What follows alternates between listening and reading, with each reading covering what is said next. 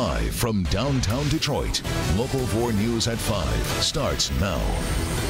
A Detroit mail carrier accused of taking people's checks and pumping up her own bank account. Thanks for being with us for the news at 5. The people on Brianna Rito's route are surprised by what she's accused of doing with some of their mail. But investigators say it is clear that she was using blank checks to steal several $100s at a time, now facing criminal charges. Sean Lay live with how all this worked. Sean?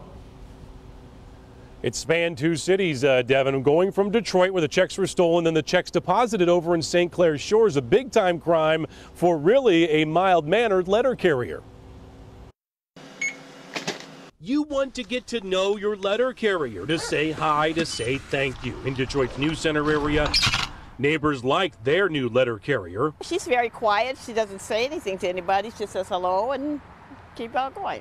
Tonight, those neighbors are shocked that their letter carrier, Brianna Renee Reduce, is charged with not delivering checks, taking them for herself, and writing herself thousands of dollars worth of checks. We're shocked. Because she always seemed like such a nice girl. Postal inspectors say Brianna Reduce stole the checks from people on her mail route. In the News Center area and the adjacent East Side neighborhood with the zip code 40211. Postal inspectors went to this credit union inside of St. Clair Shores Kroger and watched security footage of Reduce writing herself checks and depositing them into her account for $400, $645, $660, and $645, right into her account for a whopping total of $2,350 of other people's money. She says hello, but that's it. All right, well, now she's charged and headed to court. Investigators say all this got going in December of 2016 based off a tip. The postal inspector says Redu admitted to the crime when they confronted her, the crime of mail theft. Devin, back to you. Sean, still working? Is she still working for the Postal Service? We asked the Postal Service that very question. They say not working pending termination. Yeah. Oh, all righty. All right, Sean. Kim? All right, what's next between the U.S. and North Korea? After increasingly tense rhetoric between the two leaders, both sides are now developing military plans. NBC's Blaine Alexander has more from Washington. And hello to you from the White House. The war of words is getting stronger. Today, President Trump had more tough talk for North Korea. With military plans ramping up on both sides, President Trump issuing a new warning to North Korea. North Korea better get their act together or they're going to be in trouble like few nations ever have been in trouble in this world. Refusing to back away from his threat of fire and fury. But if anything, that statement may not be tough enough. They've been doing this to our country for a long time, for many years. And it's about time that somebody stuck up for the people of this country and for the people of other countries. This, as North Korea claims, it's finalizing plans for a 4-missile strike into the waters near Guam. The U.S. territory could be hit just 14 minutes after launch. The Pentagon eyeing a preemptive strike with B-1 bombers, targeting nearly 24 North Korean military sites. The problem is, no matter what military action the U.S. might take, there would certainly be retaliation on the part of the North Koreans. Both sides awaiting orders from their commander-in-chief. Neither option including nuclear weapons, but neither side showing any signs of backing down. If North Korea does anything in terms of even thinking about attack of anybody that we love, they can be very, very nervous. Even with his tough talk, President Trump saying he is still willing to negotiate, but skeptical that words alone can solve this crisis. And today, President Trump casting doubt on those North Korean sanctions passed unanimously by the UN Security Council, saying that they likely would not be as effective as they thought. At the White House, Blaine Alexander, Local 4. Blaine, a police standoff on I-75 ended peacefully this morning. It started with a police chase in Oakland County, ended in Monroe County near the state line when the driver's vehicle became disabled on the freeway. But I-75 was shut down in both directions, and that caused a major traffic headache for hours. Jason Colthorpe live with more on this. And apparently he was also putting this on Facebook Live at the time, right? He was doing that in the middle of the chase, Devin, both threatening himself and police. And we're not going to show that for the same reason that sports broadcasts don't show the fans that run on the field, but we want to tell you who was watching, and that's the police, because it's what they saw that was able to help them bring this to a peaceful resolution. A police chase that ended with stop sticks here in the middle of I-75 South, 7 miles from the Ohio border. That's when an hours-long standoff with the armed man began. Our negotiator was able to do a two-way dialogue, develop a rapport with the individual, and through that rapport and through the time that they spent talking to one another, they were able to negotiate a successful conclusion. The suspect's roommate alerted police 5 hours earlier in Pontiac that he may be a danger to himself. Police intercepted and a chase ensued. Along the way, he was on Facebook Live with police watching and learning he had a gun. It did give us a snippet of his mentality. We knew that what we had as far as intel about him wanting to commit suicide was validated through his own statements. The byproduct of the standoff was the excruciating traffic diversion of passenger cars and countless semis. People were saying they should have shot him. I heard people saying that. While drivers were frustrated, many were able to see the big picture once they cooled down. I called my wife, and she actually talked to me on the phone while I was stuck in traffic. She says, you don't know what this guy's been going through. You don't know what his family's going through. I mean, this guy could be having a major problem, so you got to be a little considerate. Actually, I'm a psychiatrist, so hearing what went on with a person who was obviously very distressed, I'm glad things happened and resolved safely. Now, this 37-year-old man will, of course, face some charges. Right now, it's resisting arrest and fleeing and eluding, but that's just for Monroe County. Remember, this chase started in Oakland County, so we'll wait and see if there are some more charges there. Devin? It was such a long ordeal, and you had so many different groups a part of it. Are they considering this really one long chase, or was it more like several smaller ones? Well, they broke it off. You heard him, the MSP lieutenant there, say that they saw the weapon. At that point, They broke it off the first time for his well-being, but they were on the lookout for him. And this also explains why the chase didn't go directly down 75. People were wondering how to get through the construction. Well, they broke the chase off, but they spotted him again later when he was on 75. The chase went that way, and that's how they eventually stopped him. Yeah, quite an ordeal. All right, Jason. All right, so let's get a check on our forecast. Ben Bailey is pretending to be working. I know, we couldn't keep him in the building today. I know, he's just down the street from us here at beautiful Campus Martius. Ben? You know, before you guys came to it, I was just thinking, you know what? I wonder if I could get away with starting a weather bureau down here at the beach at Campus Martius, buddy. Just, where we could hang out on days like today. I'll tell you, once that sun has gone behind the buildings, I mean, it was gorgeous out here earlier, but now it's cooled off. A little bit of a breeze and low humidity, and it is fantastic. In fact, in most areas, we're looking at temperatures which are in the low 80s, a little bit of a light breeze, but I'll tell you, it's just another fantastic day. A couple of those clouds that have formed are going to be going away tonight, but we'll talk about some changes coming up in a few minutes. By the way, we apparently have stumbled onto the Sandcastle condominium development here in Detroit. The kids are working hard at putting these suckers together. Everybody is enjoying themselves down here in this fantastic weather, Campus Martius. We'll talk more about some of the activities that are going to be going on this weekend if you want to come down and check it out. All coming up in a few minutes. All right, Ben, we'll let you get back to working on real estate to set up that office down there. It's not a bad idea. Today, prosecutor Kim Worthy filed a motion to have Virgil Smith removed from the election ballot in November. It comes after Smith served 10 months in jail. He's currently on probation for shooting up his ex-wife's car. And Worthy filed a motion asking the Michigan Supreme Court to expedite a hearing of her appeal to have Smith removed from the ballot. Of course, he just won his way there in this week's primary. The former state senator now seeking a Detroit City Council seat. The suspect in a stabbing that killed a 22-year-old Taylor man has been charged. 23-year-old Shane Buckner is charged with open murder. Police say Buckner confessed to the stabbing while he was in their custody. Happened Tuesday morning on Clippert Street. Gardner was stabbed with a 7-inch knife. According to investigators, Gardner was the one who called 911. On Detroit's west side, an investigation is underway to find out what caused a house to go up in flames. This was the scene early this morning on Danbury Street near 7 Mile. Flames ripped through this two-story home, melting the exterior of the house. It turns out that house had been recently purchased by the president of the Block Club there, Arthur Dumas.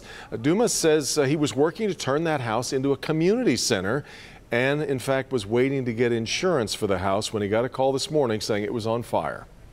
that house, the whole front porch was lit up like a Christmas tree. I was devastated.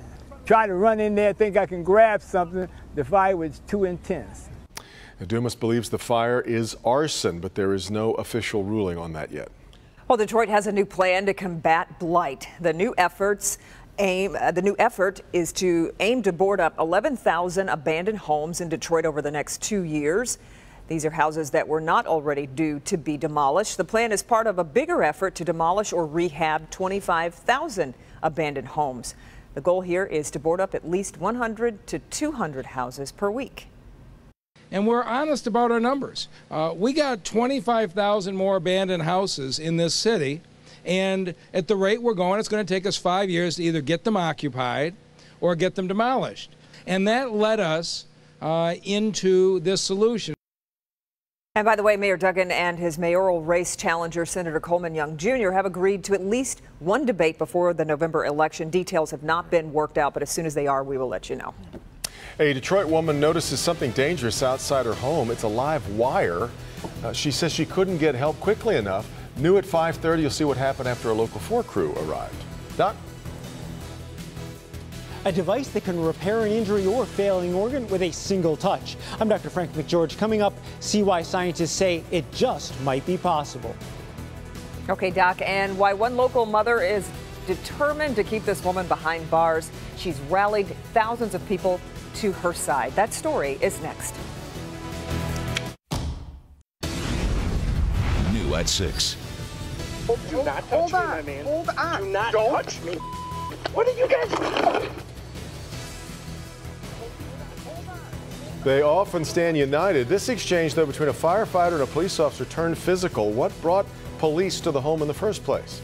Also, a disturbing crime. A man wanted for sexually assaulting a woman at a local Walmart, and she might not be the only victim. That's at 6. But first, a petition to keep a convicted child abuser behind bars is circulating here in Michigan. 2 years ago, Rachel Edwards pleaded no contest to second-degree child abuse after shaking her boyfriend's young son. As a result, the child has permanent disabilities. Meanwhile, Edwards is up for parole again after being denied freedom back in December. The petition was created by the child's mother. It currently has more than 16,000 signatures. Good Health Today, a device that can repair an injury or even a failing organ with a single touch. Yeah, it kind of sounds like the plot of a science fiction novel or something, but researchers say they think it's possible. Dr. Frank McGeorge is here with a closer look at this medical breakthrough in the making. Doc?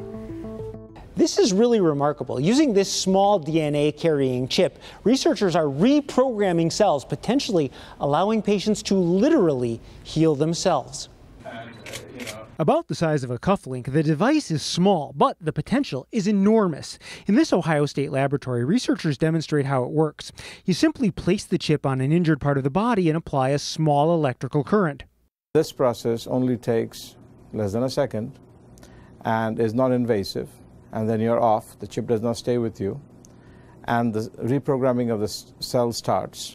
That reprogramming then turns skin cells into nearly any type of cell doctors might need to treat a patient. For example, in a leg that's badly injured and lacks blood flow, doctors could reprogram the skin cells to become functioning blood vessels. In many cases, in 7 days, you start seeing changes, and these changes, to our pleasant surprise, persists. It hasn't been tested in humans yet, but it works in mice. In this image, you can see the mouse's leg is injured and there's little blood flow. After one touch with the chip in 3 weeks, the blood flow is back and the injured leg was saved. Our technology is not just limited to be used on the skin. It can be used on other tissues within the body or outside the body, so on and so forth. So skin is only one example. Now in lab tests, the chip even worked in the brain, helping mice recover from strokes. Another plus, because this therapy would use the patient's own cells, immune suppression drugs wouldn't be needed. Now researchers hope to get approval to test the chip in humans within the next year. Back to you. All right, Doc. A new study suggests that in areas where rideshare companies like Uber or Lyft operate, consumers may buy fewer cars. Researchers surveyed more than 1,200 people in Austin, Texas, to examine how the rideshare companies changed their habits. Study found 41% of those surveyed turned to their vehicles to fill the void left by Uber or Lyft. 3% switched to public transit, 42% switched to another smaller company. Of course, you have to imagine some people are buying cars so that they can be Lyft and Uber drivers, but the net is going to be down, no doubt. Yeah.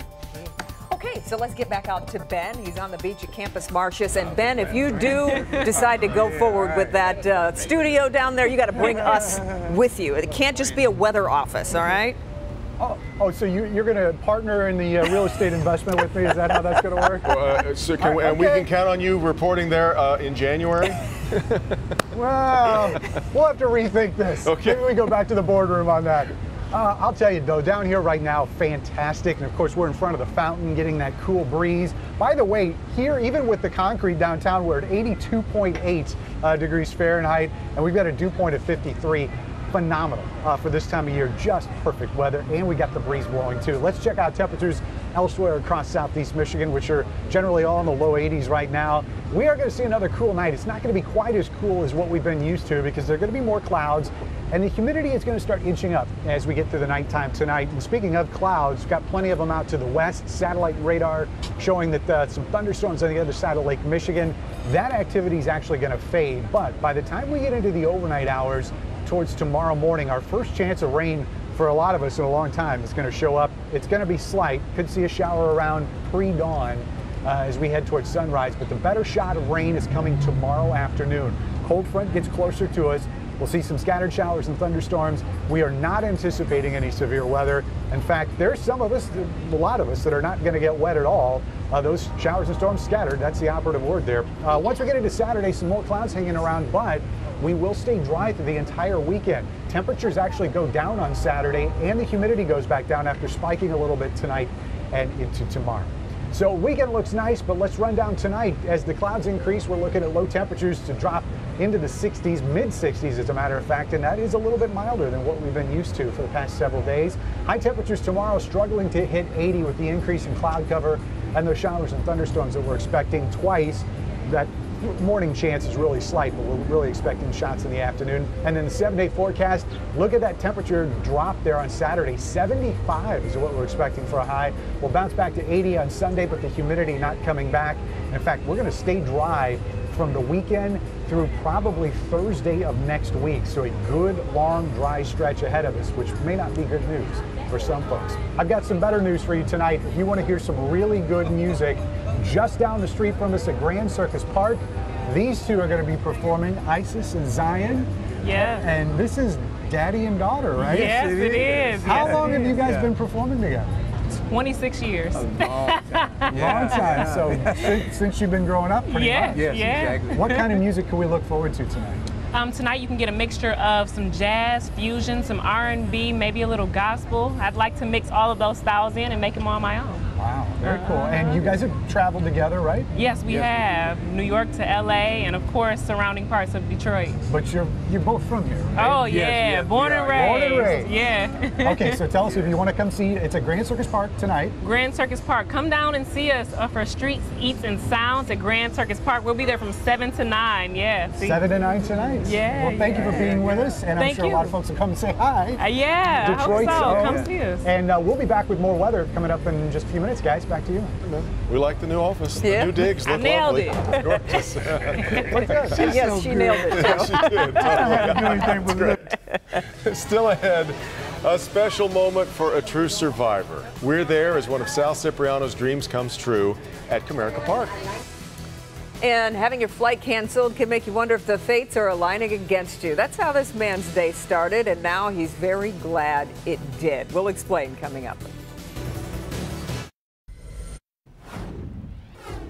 Across Michigan, we've got stories from Muskegon and Sault Ste. Marie. But we begin in Lansing. That's where an invasive beetle is eating trees. Yes, officials are asking anyone with trees around their house to take a few minutes to inspect them and look for this guy.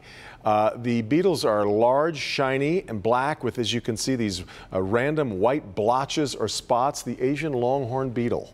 Known for damaging, even killing trees by eating its way through the insides of the tree. Officials say the beetle hasn't been spotted in Michigan yet, but they are in Ohio. That's why the alert's going out, because if you see the beetle, you need to report it. Well, in the UP, the Coast Guard has confirmed a Great Lakes freighter has run aground in St. Mary's River. The 629-foot U.S. vessel was heading to its next port after leaving a steel facility in Sault Ste. Marie.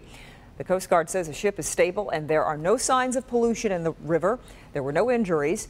The river runs between the U.S. and Canada, linking Lake Huron and Lake Superior. A Muskegon man's life changes after he finds himself driving home when his flight is canceled. Paul Kavaritz was supposed to fly home. When his flight was canceled, decided to drive instead. Well, once back home, he stopped at Ladd's to buy a lottery ticket as he went to get his bike from work. Next day, his son told him check his ticket as someone bought a winning ticket at Ladd's. And sure enough, it was Kavaritz winning $1 million. He says he's going to keep a promise he made to his wife. She can now retire. That is fantastic. Usually canceled flights don't leave you that happy, Exactly. but that worked out. That was worth it. The Detroit Zoo is adding a new dining option for its visitors. Buddy's Pizza will open a 4,000 square foot restaurant next spring at the Detroit Zoo. The new location will have seating for 155 guests. An outdoor patio and rooftop deck will seat 75 people. The eatery will offer Buddy's original pizza, including the chain's special Detroit Zoo pizza and gluten-free pizza. It will be located west of the Ford Education Center. New at 5:30. Imagine this, a crew of robbers breaking into dozens of businesses across the Tri-County area. So they put together a team because they're trying to track these guys down. Here you see in the surveillance video, they did it. They found them, they caught them in the act. I'll tell you how it all happened. We all know that common household repairs can come with some danger. His ass was big and he was looking like you in trouble if the wind comes. So what do you do when you find it, and how do you get help? We'll tell you. Chicago style. May not look dangerous, but this is a live wire, and it had one local homeowner living in fear. Live wires are nothing to take lightly, and a Detroit woman worried about the wiring above her home was keeping her up at night. But tonight, thanks to Local 4, her worries are a thing of the past. Rod Maloney has the story. Well, it's that time of year when you do the yard work. You want to take down the trees and branches that are bothering the house. But what happens if you discover that behind your trees is something deadly dangerous? Detroiter Wanda Avery discovered the hard way Tuesday when a work crew came and put up ladders to fix gutters and started cutting branches away from the side of the garage. His ass was big and he was looking like you in trouble if the wind comes. And this is what they discovered hidden in the trees, an old, loose, frayed and exposed electrical wire providing main service for Wanda's neighbor's house. We can't finish all of this because you need to hire the neighbor to call DTE. So I said, DTE for what? He said, because that's a live line and it's going to your neighbor's house. At that, the branches stayed on the ground and the work crew didn't. He said that's not good because if a good wind comes, it's going to snap that part and it's going to land on your garage and it's going to for sure set your garage on fire. Yeah. Well, I have my car inside my garage. Wanda immediately started worrying and put in a call to DTE, and they put her on a work list, but it wasn't moving fast enough for her. She refused to go in her house, lost sleep, concerned about the fire danger. She contacted Local 4, we called DTE, and within an hour, a repair crew placed the old wire. I am ecstatic, and I thank you a lot. So the new safe wire goes in. But there is a problem plaguing this situation that so many in Metro Detroit understand, and that is there are a lot of tree limbs growing in and around the wire. So in order to cinch it up, they need to bring in a tree trimming crew. And that'll happen later this afternoon. In Detroit, Rod Maloney, Local 4. As you've no doubt surmised, this is a story that came to us through a viewer tip. And if you have a story you think we need to look into, contact us. The email is news@wdiv.com, or you can head to the contact page at Click on Detroit. The beginning of an end to a robbery crew in Metro Detroit that's been breaking into businesses all over the Tri-County area. Well, this morning, a team of police officers caught this crew in the act, which led them to shooting one and chasing more from Warren to Detroit's east side. But catching this crew certainly wasn't by happenstance. As Nick Monticelli reports, this was good old-fashioned police work. Good evening. This is the Sweet Dreams Bakery where they tried breaking in early this morning around 2:30. And if you look on the pavement down here, you can still see parts of the evidence paint where all the shell casings were. But again, don't think that this was just a happenstance situation. They were tracking these guys and they followed them right to this spot. So I came out my back door here and we ran over And I didn't know because there were cop cars all lined up here. CJ May has lived in his home less than 6 months, and he's already seen what most don't. All of a sudden we heard firecracker gunshots. We didn't know what it was, and you could just see as the cars just whipped around S-curves all the way through. That was the beginning of this chase that ended here at I-94 in Conner. It started around 2:30 this morning. Police were tracking the robbers and caught them in the act trying to break into Sweet Dreams Bakery at 13 and Ryan. The robbers jumped into a stolen SUV and drove at the officers. 4 of them fired their weapons. 1 suspect was hit in the arm, 1 person was taken into custody, but 2 others, including the one shot, took off in this Jeep, again driving at those officers, prompting the high-speed chase. After they crashed, 2 were taken into custody. But take a look at this. Police think this crew could be behind at least a dozen break-ins in the Tri-County area. This is surveillance video from Metro Bar and Grill in Warren from back in July. This morning's takedown was part of an operation, a team of investigators from several different agencies who came in overnight to track them after figuring out who they were and how they operate. It wasn't just a haphazard, oh look, these guys are moving, let's go spring into action. There was some active surveillance that had taken place over a period of days, and then, you know, they, through their surveillance, they were able to follow them through a couple different cities in Macomb County. And now business owners all over Metro Detroit are breathing a sigh of relief. Pizza shops or bakeries or restaurants, you know, those are some long hours from some dedicated people that open up a business and work hard every day. In Warren, Nick Monticelli, Local 4. All right, Nick, 1 person is shot after gunfire erupts in a neighborhood in Roseville. The shots were fired around 2 this afternoon at a home on Pasadena Street, just east of Utica Road. Police say a group of 4 people arrived at the home and started beating a man inside. That man then opened fire, hitting one of the attackers. A suspect suffered non-life-threatening injuries, we're told. Police, though, do now have all 4 people in custody. A man is charged after allegedly hiding a gun during a music video shoot. Police say Martez Davis was part of a group shooting the video on the city's east side Tuesday night. They say when they approached the group, Davis put a gun into a vehicle at the shoot. Davis told police that he did not have a CPL and that he is a convicted felon. Police also found a bag of marijuana in Davis's pocket during a search. He is charged now with a felon in possession of a firearm. At least 6 people were injured today when a double-decker bus crashed into a shop in London, trapping 2 passengers.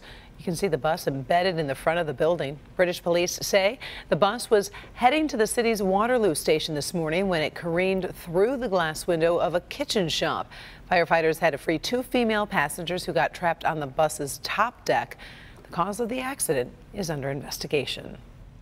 We occasionally talk about the beach downtown. There really is one. It is a gorgeous spot. Cool. If people haven't been down, you got to come down, bring the kids, play in the sand. Maybe you'll see Ben Bailey. You never know. Hi, Ben. Well, guys, because I had some time between our last hit, I decided I was going to come over and play a little duet with John Davis, who's on the vibraphone here.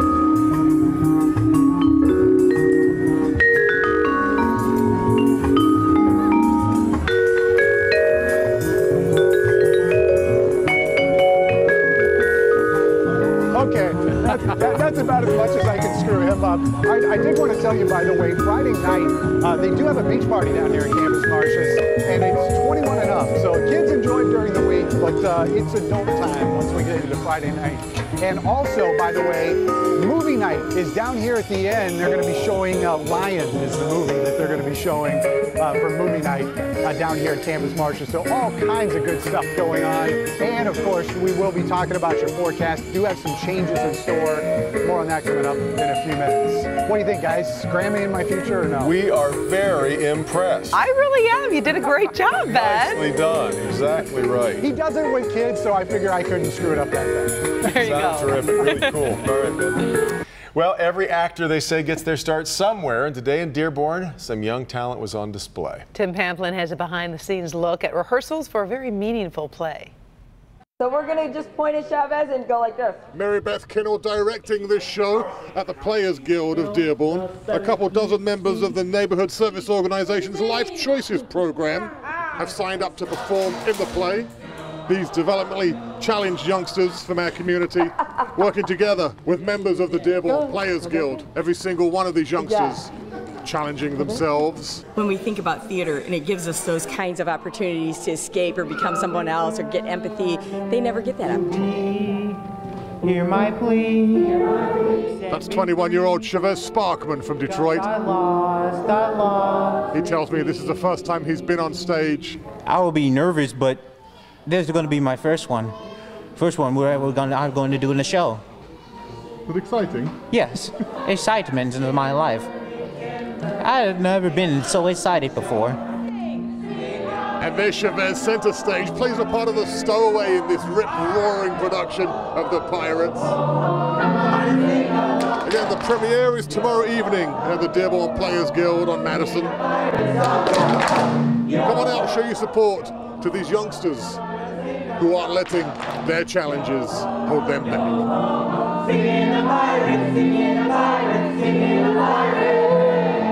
In Dearborn, Tim Pamplin, Local 4.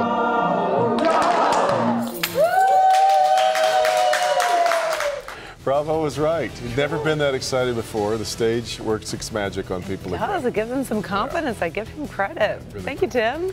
Still ahead, some shocking cell phone video that has 2 babysitters facing criminal charges. Plus, an unforgettable moment at Comerica Park involving a young man who survived a nightmarish attack on himself and his family. Kimberly. She's a doctor launching her own war on melanoma, the most dangerous form of skin cancer. It is one of the most aggressive cancers on the planet. See how she's attacking this cancer to help everyone, including you, spot this deadly disease before it's too late. It's finally new at 6. A Florida judge has made a decision in the Richard Wershey case. Will he be given a few days' freedom to turn himself in, or will he be going straight to prison? She spent a lifetime helping others, and now she's gone. A local woman killed by a hippo on vacation. Tonight, her family and friends say she's not only a loss for them, but also the community. That's coming up tonight at 6. Now at 5, she is a doctor so focused on winning the fight against melanoma, she's gathering an army of people who've been affected by the deadly cancer to help. And her strategy is to try to speed the research process. Kimberly Gill back to show us how. Kim? She's gathering an army is right, Devin. She purposely likens her fight against melanoma as a war. This Oregon researcher and physician wants to enlist the support of millions of what she calls allies as she attacks the deadly skin cancer. And she's hoping people in Michigan will join in on her fight. Dermatologist Sancy Leachman has seen too many people die not to try and stop the onslaught of melanoma cases. And trying to do something about about this traumatic thing that can happen in them before it happens. Even if they don't know, they should be worried. I know they should be worried, and we have to get to them as early as possible. Meaning before melanoma hits. In March of 2014, Dr. Leachman began a national registry of survivors, friends, and family members to speed research as well as awareness. My daughter, when she was 25, was diagnosed with melanoma. So that was quite a traumatic experience. But 3 years later, Marcia spotted it again on her daughter's leg. I asked her, I said, well, Afton, how could you have not done something about this? Why would I think I have melanoma? I'm 25 years old. That's the kind of misconception targeted by the War on Melanoma, which now has volunteers in 36 states and at least 7 countries. The thing about melanoma is that it is one of the most aggressive cancers on the planet. As determined as any one woman can be, Dr. Leachman takes this war and its victims very seriously. Especially the young women who have kids. It's really hard, but there's a way to prevent that from happening. We can do it together for sure. Indeed. So we checked, and there are only 9 people in Michigan signed up for the Melanoma Community Registry. Dr. Leachman hopes many more will consider doing the same. If you're interested, we've put a link to the registry on the health page of clickondetroit.com. Guys? Thank you, Kim. It sure was a dream come true today at Comerica Park as a young man was able to throw out the first pitch, a man who many believed would never walk again. Sal Cipriano suffered a near-deadly brain injury after being attacked 5 years ago in his own home by his brother and another man. Sal's father died in that attack, but Sal did survive. And today, well, take a look. He did something miraculous. Through dedication and lots of physical training, he made his dream come true. It gave him a new drive. And the biggest thing for him is like he likes goals that he can work towards, and this gave him a physical and like something he can like push forward towards instead of just like every day, one day at a time. So this has been huge. Every day we've been out. He's been training with his trainers. Sales day didn't end there. He got to watch the game in Anibal Sanchez's suite, and I talked with his family members and his siblings about this momentous day, and we kind of go behind the scenes on a special report tonight at 11. So you definitely want to join us. We just wanted to give a little preview tonight because